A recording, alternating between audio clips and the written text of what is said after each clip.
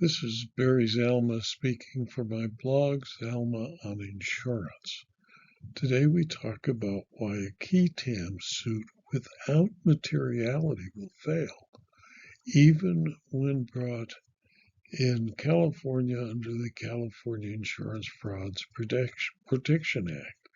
And to prove fraud, those material false statements must be proved by a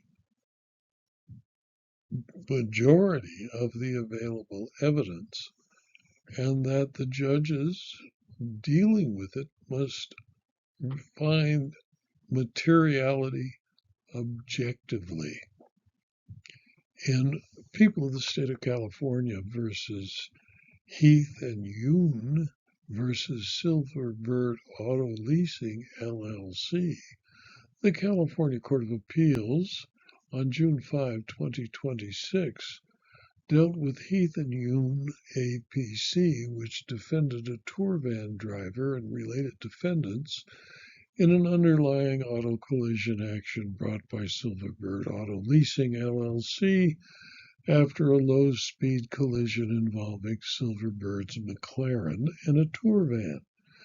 Silver Bird alleged that McLaren was making a legal turn and sought damages including repair costs, loss of use, and diminution in value.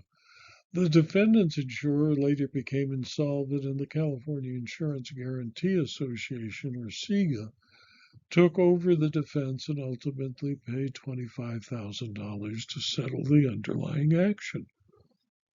After settlement, Heath Yuen filed a Qui Tam action under the Insurance Frauds Prevention Act, alleging respondents committed insurance fraud by falsely characterizing the McLaren's U-turn as legal, producing a fraudulent repair document, and failing to disclose a person named Marchino's GEICO insurance and payment for repairs.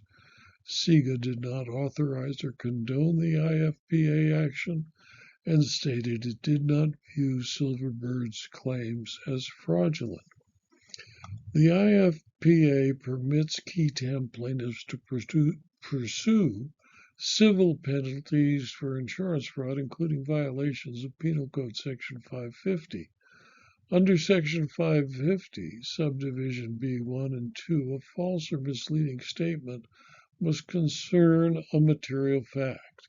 Subdivision B3, which addresses concealment affecting insurance benefits, likewise requires materiality because the concealed event must affect a person's right or entitlement to an insurance payment or benefit. Materiality is judged objectively. A statement or omission is material if it is reasonably relevant to an insurer's investigation and if reasonable insurer would attach importance to it in evaluating the bona fides of the claim. The appellate court reviews summary judgment de novo, but is limited to the record before the trial court and to theories properly pleaded and raised below. The trial court was correct, finding no IFPA violation, that summary judgment for the respondents was appropriate because the alleged misrepresentations were not materially fraudulent.